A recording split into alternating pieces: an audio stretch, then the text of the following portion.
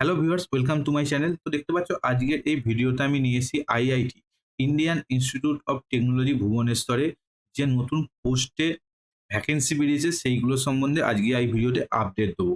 তা তোমরা ভিডিওটা পুরোটা দেখো এবং যত পারবো আমি ছোট করে বলার চেষ্টা করবো যাতে তোমাদের দেখে সমস্ত ডাউটগুলো ক্লিয়ার হয়ে যায়। তা এই রিক্রুটমেন্টটা হচ্ছে ডাইরেক্ট রিক্রুটমেন্ট। দেখো, ডাইরেক্ট রিক্রুটমেন্ট ডাইরেক্ট রিক্রুটমেন্ট মানে হচ্ছে যারা কোনো চাকরির পরীক্ষায় সরাসরি মানে কোনো ইনস্টিটিউট বা কোনো অর্গানাইজেশনের থেকে কোনো ভ্যাকেন্সি বেরোয় সেটাকে আমরা ডাইরেক্ট রিক্রুটমেন্ট বলি। এবং এই আইআইটিতে হচ্ছে অ্যাকচুয়ালি দেখো নন টিচিং পোস্ট এখানে বলেই দিয়েছে।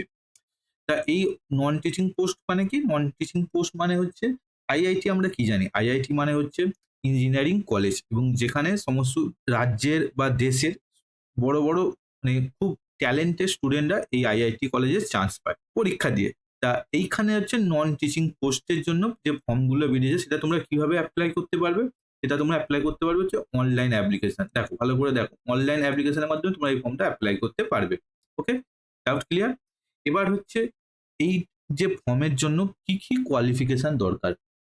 এই ফর্মের জন্য তোমরা থাম্বনেল দেখে বুঝেছো যে আমিও বলেছিলাম যে মাধ্যমিক যোগ্যতাতেও এই আইআইটি কলেজে তুমি চাকরি পেতে পারো। এছাড়াও তোমার যদি গ্র্যাজুয়েশন ডিগ্রি থাকে তাহলেও তুমি এই পরীক্ষায় এপ্লাই করতে পারো। ওকে?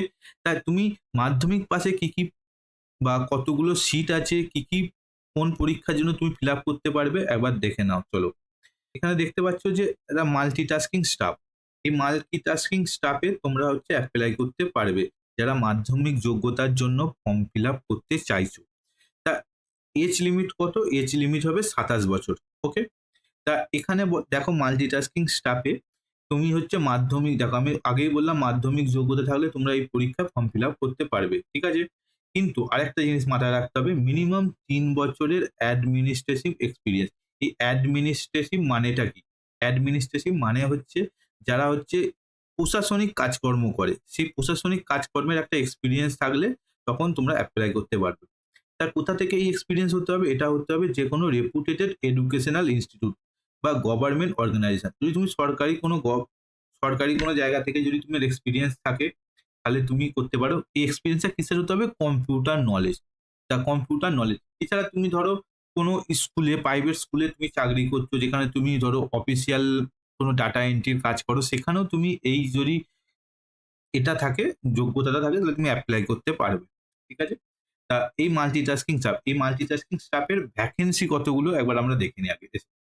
আবার আমরা সেই আগের পাতায় আসার চেষ্টা করি। দাঁড়াও, আগের পাতায় নিয়ে আসি তাহলে তোমাদের পরিষ্কার হয়ে যাবে।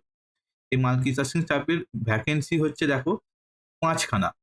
এখন জানো এই ৫ খানা হচ্ছে তোমার মানে বিশাল। চাকরির যে এখন যা বাজার, এই ৫ খানা সিটের জন্য তোমাকে কম্পিটিশন হবে এবং তোমাকে কম্পিটিশন করতে হবে। ঠিক আছে? এই ৫ খানা চাকরি হতে পারে কিন্তু তোমার যেকোনো একটা পোস্টই লাগবে চাকরির জন্য। তোমার জন্য একটা সিটই দরকার। ঠিক আছে? তা তুমি যারা মাধ্যমিক পাস তারা এই পরীক্ষার জন্য প্রিপেয়ার হও বা যদি মনে করো যে দেয়া উচিত, তারা এই পরীক্ষাটা দিতে পারো। ঠিক আছে?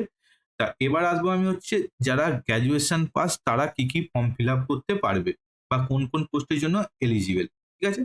তা দেখো, আমি ১ম এই বলেছিলাম যে থাম্বনেইলে আমি বলেছিলাম যে গ্র্যাজুয়েশনের ক্যান্ডিডেটরা দিতে পারে। তারা কি ধরে প্রাইভেট সেক্রেটারি এই পোস্টের জন্য। স্যালারি দেখেছো? ৪৭,৬০০ থেকে শুরু এবং রিটায়ারমেন্ট অবধি তোমার মাইনে গিয়ে দাঁড়াবে ১,৫১,১০০। এর থেকেও আরো বেশি হতে পারে। তা কি বলেছে? এ ব্যাচেলর ডিগ্রি অর রিকগনাইজড ইউনিভার্সিটির সেম কোনো একটা স্কুল, কলেজ বা দেখো বলেছে এখান থেকে তোমাকে একটা এক্সপেরিয়েন্স আনতে হবে এই ৮ বছরের। তা এই থাকলে তুমি প্রাইভেট সেক্রেটারি পোস্টের জন্য এপ্লাই করতে পারবে। ওকে? এছাড়া তুমি আর কি দিতে পারবে দেখো, জুনিয়র ইঞ্জিনিয়ারটা ছাড়ো, জুনিয়র ইঞ্জিনিয়ারটা যারা ডিপ্লোমা-ফিপ্লোমা করেছে তাদের জন্যে। তা এছাড়া তুমি ধরো যারা জুনিয়র অ্যাসিস্ট্যান্ট, এই ব্যাচেলর ডিগ্রি দেখো। এটা কিন্তু দেখো এটা যারা গ্র্যাজুয়েশন পাস করছো, করে গেছো তাদের জন্য এটা। ২ বছরের এক্সপেরিয়েন্স থাকলেই হবে। বুঝতে পারলে? জুনিয়র অ্যাসিস্ট্যান্ট পোস্টে। তা এই যে আজকের যে আমি যে ভিডিওটা নিয়ে আসার উদ্দেশ্য হচ্ছে একটাই। কারণ এইসব নোটিফিকেশন গুলো তোমাদের সামনে সহজে আসে না। তোমরা জানতেও পারো না। তা এইজন্যই আমি এই নোটিফিকেশনটা নিয়ে এসেছি। এছাড়া এই পরীক্ষার ফি কত? যা অ্যাপ্লিকেশন আর পে নন রিফান্ডেবল 500, ঠিক আছে, 500 টাকা হচ্ছে ফি। এবং বলেছে however female applicant employee of IIT Bhubaneswar and application belonging to SC PWD category government fee. বুঝতে পারলে? এসটি মেয়েদের জন্য সম্পূর্ণ ফি। ফি হচ্ছে ফিমেলদের জন্য। এছাড়া তোমার এসসি যারা তাদের জন্য ফি তো রয়েছে। ঠিক আছে? ডাউট ক্লিয়ার হয়ে গেছে? আর তোমরা যারা লে মহিলা বা মেয়ে তারা এই পরীক্ষাটা ফিতে ফিল আপ করতে পারো। ঠিক আছে?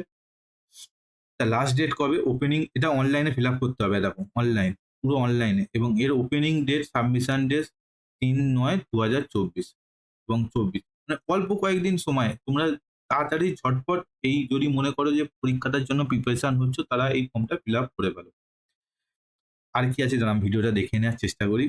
আর তেমন কিছু ইম্পর্টেন্ট কিছু নেই, যেমন সমস্ত পরীক্ষায় থাকে তেমনই। তা এই কোথা থেকে এটা পাবে দেখো, আমি আগে বলছিলাম না আমার এতে তো দিয়েই দেবো। এছাড়া দেখো তোমরা যদি এই ওয়েবসাইটটা গিয়ে এটা একটা স্ক্রিনশট নিয়ে নাও তোমরা। এই পেজটার একটা স্ক্রিনশট এখন নিয়ে নাও।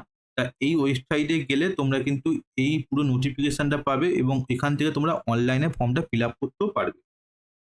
ঠিক আছে? তা এই ভিডিওটা তোমাদের কেমন লাগলো? তা এটা থেকে তোমরা যদি কে ফিল আপ করছো, তা আমাকে আমার কমেন্ট বক্সে কমেন্ট করে জানিও। আর ভিডিওটা ভালো লাগলে লাইক, কমেন্ট, শেয়ার, সাবস্ক্রাইব করতে ভুলো না কিন্তু।